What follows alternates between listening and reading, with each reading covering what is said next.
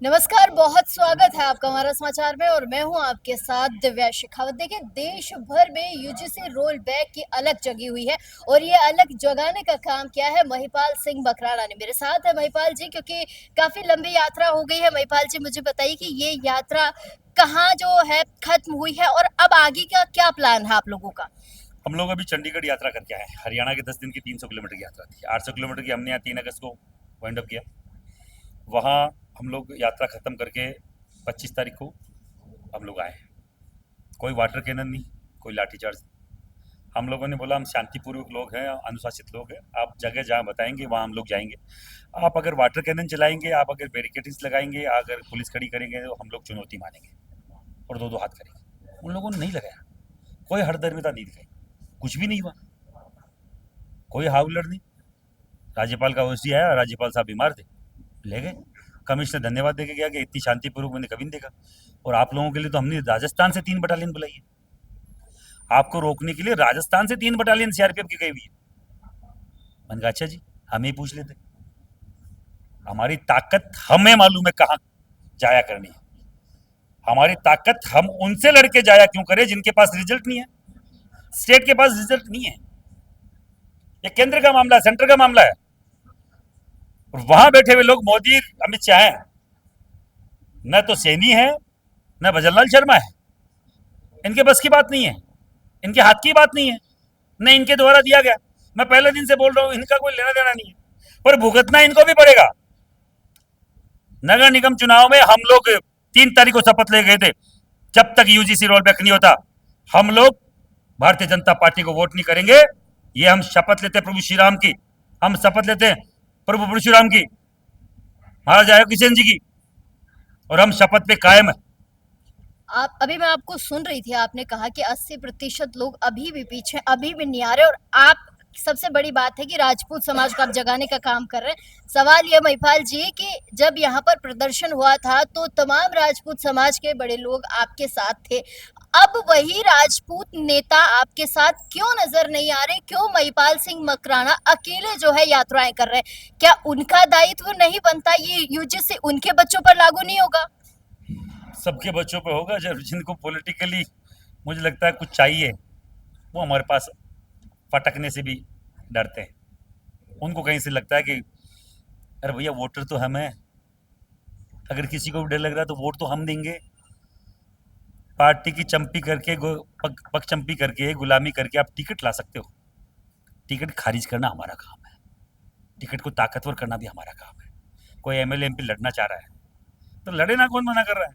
पर राजपूत की बात आप करने, वो राजपूत की बात थोड़ी है। आपको तो स्वर्ण अपने बच्चों के भविष्य की बात करने में कहाँ कतराना भैया, क्यों कतराना है?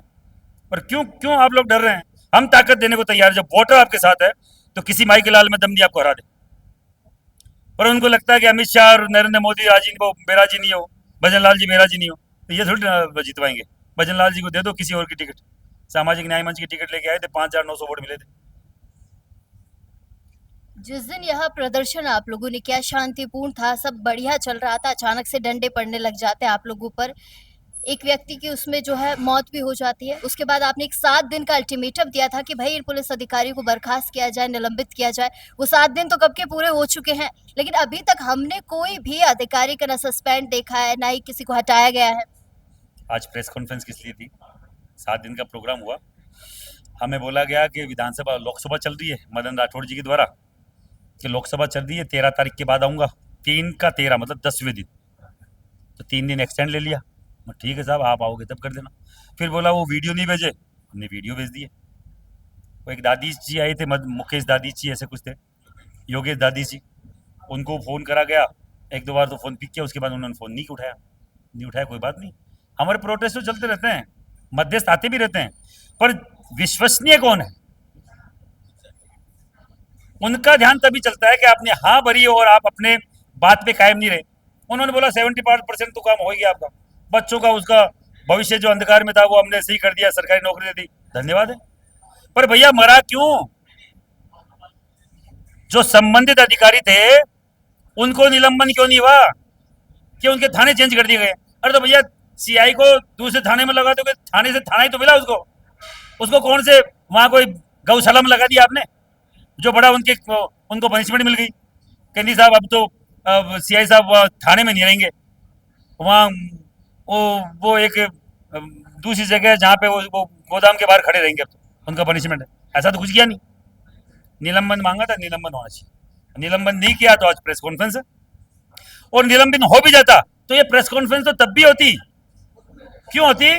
क्यों हमने यूजीसी के खिलाफ शपथ दिलाई थी 3 तारीख को ही। ये मामला 4 तारीख को आया, बच्चे के जो जो बच्चा एक्सपायर हुआ है उसका तो 4 तारीख को सुबह 11 बजे मालूम चला लोगों को। 2 बजे हमने प्रेस कॉन्फ्रेंस करी है।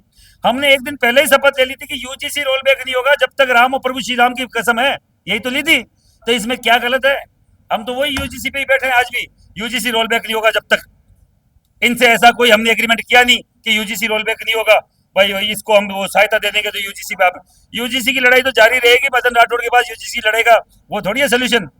कई बोल रहे मदन राठौड़ के पास चले गए, देखो यहाँ का प्रदेश अध्यक्ष मदन राठौड़ तो उसके पास जाएंगे, हम डोटासरा के पास थोड़ी जाएंगे, सरकार वो चला रहा है। मतलब इतने मंदबुद्धि लोग हैं, इनको मालूम नहीं हमें बोलने के। मैं आ जाती हूँ इसी पे। सुखदेव सिंह गोगा मैडी की सेना है, उसके प्रदेश अध्यक्ष है, वो साफ तौर पर आपको कह रहे हैं बीजेपी वालों के पास जाके आप बिक गए, आपको बीजेपी से टिकट चाहिए था, इसीलिए आप मदन राठौड़ से मिले हैं और आपने जो है बीजेपी वालों से हाथ मिला लिया। अभी टिकट है क्या? अभी चुनाव है क्या? टिकट है गई। एमपी के चुनाव 3 साल होने, एमएलए के 2.5 साल होने, तो 2.5 साल पहले ही टिकट दे देते हैं, दे देते हैं क्या कहीं पे? चंडीगढ़ भी पहुंचे हैं वो, चंडीगढ़ में भी उन्होंने यही सारी बातें कही है आपके पहुंचने से एक दिन पहले। कहीं मीडिया में चलता हुआ दिखा कि किसी ने भी बोला? जहां उन्होंने तो कही पूछना चाह रहा हूँ, खूब हाथी चले बाजार कुत्ते भोगे हजार। कौन कौन क्या बोलता है मैं ध्यान नहीं रखता हूँ, मैंने देखा भी नहीं, मैंने लोगों ने मुझे बोला, मुझे क्या फर्क पड़ता है कौन क्या बोल रहा है, मुझे क्या फर्क पड़ता है। पहले तो यही मालूम नहीं है कि यूजीसी का रोल बैक मदन राठौड़ के पास नहीं है, उन मंदबुद्धियों को ये नहीं मालूम है। अरे भैया दिमाग का स्क्रू सही सही कर पे, मालूम तो कर। यूजीसी रोल बैक कहाँ होता है? यूजीसी रोल बैक होगा दिल्ली में, मदन राठौड़ के पास नहीं होता है। मदन राठौड़ के पास हो रहा होता तो हम मदन राठौड़ के घुस जाते, लाखों की भीड़ आए थे। हम यहाँ भजनलाल जी को पूछते, भजनलाल जी के लिए कुछ बोला क्या हमने 24 दिन में? कुछ नहीं बोला। क्यों? भजनलाल जी के पास कुछ है ही नहीं इसका सोल्यूशन। इसका निस्तारण होगा दिल्ली में। मदन राठौड़ से हम मिलने गए तो बच्चा एक्सपायर हो गया था उसके लिए, तो उन्हें कम पढ़े लिखे मंदबुद्धियों से आप ये सवाल कीजिए कि भैया तुम आए कहाँ से हो कौन, क्या अस्तित्व है, 5 आदमी साथ है, क्यों बकवास कर रहे हो यार? जबरदस्ती की बात नहीं, सुनिए मेरी बात। उनका परिवार, उनका काका, उनका भाई वो राजी, मियाँ बेबी राजी, तो क्या करेगा काजी? जिसका भाई मरा है उसको मदन राठौड़ जी बोल रहे हैं कि भैया 50 लाख ज़्यादा से ज़्यादा मिलेंगे, वो मिलेंगे चेक से, वो देगी सरकार। पार्टी की तरफ से चाहिए 21 लाख रुपए पड़े, उसमें लगेगा समय। पार्टी 21 लाख रुपए मैं मदन राठौड़, ये मेरी तरफ से पार्टी की तरफ से कैश दे रहा हूँ, क्योंकि कोई भी सरकारी अनुदान होता है वो चेक में आता है, केस आता है पार्टी। पार्टी कुछ भी दे सकती है, भारतीय जनता पार्टी 21 दे, 51 दे, 1 करोड़ दे, उनकी मर्जी, वो बाउंड भी नहीं। बोले था हमारी इतनी कैपेसिटी। और मुझे मुख्यमंत्री जी बोला वाइंड अप करना, मैं परिवार के साथ हूँ। अगला इससे ज्यादा और क्या बोलेगा, मैं परिवार के साथ हूँ। अगले का भाई तैयार है, अगले का काका तैयार है, अगले का समाज तैयार है, तो महिपाल सिंह कौन है? महिपाल सिंह 3:30 बजे गए हैं, वो तो 7 बजे के बैठे हुए हैं। सुबह 7-8 बजे से मीटिंग चल रही है मदन राठौड़ जी से, मैं 3-3:30 बजे पहुंचता हूँ। मेरे पहुंचते ही वहां प्रेस बुला ली जाती है, क्योंकि इंतजार तो मेरा ही था, शकल हमारी दिखानी थी। रणजीत सिंह जी सोडाला प्रदेश अध्यक्ष है रावण राजपूत समाज के, जाके पूछो उनको। महिपाल सिंह के सवाल, महिपाल सिंह क्यों सवाल करोगे? महिपाल सिंह की क्या लेना देना? हमारे प्रोग्राम में हमारे पहली यात्रा में साथ आया था, इसलिए महिपाल सिंह खड़ा था कि मेरी जिम्मेदारी बनती है। पर उनके समाज का हर एक व्यक्ति वहां था। राजेंद्र जी, रणजीत सिंह जी राठौड़, रणजीत सिंह जी गेंदिया, रणजीत सिंह जी सोडाला, मोहन सिंह जी हाथोज, मंजीत पाल सिंह जी सरपंच साहब, और भंवर सिंह जी पलाड़ा जो हमें बुलाया था। भंवर सिंह जी पलाड़ा बड़े भाई हैं, सामाजिक कार्यकर्ता है। सवाल करो तो भंवर सिंह जी से करो ना, वो तुम्हारी बढ़िया जवाब देंगे, तुमको सेटिस्फाई कर देंगे 1 ही मिनट में। दूसरे से सवाल करने की जरूरत नहीं पड़ेगी। भाई अगर तुम कोई बिक गए कोई, तो बिकवाया भी भंवर सिंह जी ने, और कोई और कराया तो वही भंवर सिंह जी ने कराया। तो भंवर सिंह पलाड़ा का नंबर मेरे पास है, लेना चाहते हो मैं दे सकता हूँ। बिल्कुल सवाल उनसे भी किया जाएगा। आपका एक मैं वीडियो देख रही थी जिसमें आप कह रहे हैं कि साहब बार-बार कोई नहीं आएगा, आपकी बच्चियों के लिए, आपके बच्चों के लिए हम आ रहे हैं। लेकिन अभी निकाय चुनाव है कुछ ही दिनों में 9 और 11 तारीख को। इससे निकाय चुनाव में बीजेपी को वोट देने की तैयारी बहुत सारे लोगों ने कर रखी है। आप कैसे दूरी बनाएंगे लोगों से अगर ये बीजेपी के खाते में चले जाते हैं स्वर्ण समाज के लोग? बीजेपी के खाते में वो स्वर्ण तो बिल्कुल नहीं जाएगा जिनको लगता है कि मेरे बच्चों का भविष्य गर्द में है। जो जाग चुका है, जिनको मालूम है कि मैंने पूरा जीवन भारतीय जनता पार्टी को सींचा और बावजूद हमें ये सिला मिला, तो वो तो जाएगा नहीं। जिसका जमीर जिंदा है वो भारतीय जनता पार्टी को कभी वोट नहीं देगा। जिसका स्वाभिमान जिंदा है और जिसका मान सम्मान जिंदा है, अपनी बच्चियों का भविष्य जो देख रहा है, वो भारतीय जनता पार्टी में कभी नहीं जाएगा। जिसको मालूम है मेरी बच्ची के साथ किस तरीके का हरेसमेंट वहां होगा, अगर मेरी बच्ची को एक दूसरे समाज का व्यक्ति शादी का ऑफर करता है और वो उसके लिए मना करती है, तो इक्विटी कमीशन के तहत SC ST का मुकदमा उस पर दर्ज हो जाएगा। उसको शादी करनी पड़ेगी या वो बाकायदा फ्रेशराइज हो जाएगी, मुकदमा दर्ज हो जाएगा, जीवन खराब हो जाएगा। वो व्यक्ति तो कभी भारतीय जनता पार्टी को इन वोटों में, इन चुनाव में कभी सपोर्ट नहीं करेगा, वोट नहीं करेगा। वो तो वही वोट करेगा जो स्वर्ण समाज चाहेगा। आप शपथ पत्र दीजिए, निर्दलीय चुनाव लड़े, और दल का नाम अगर कोई लेना चाहता है तो स्वर्ण न्याय यात्रा हमने निकाली थी, और स्वर्ण न्याय मंच हम एक नाम देते हैं जी, एक आभासी नाम है।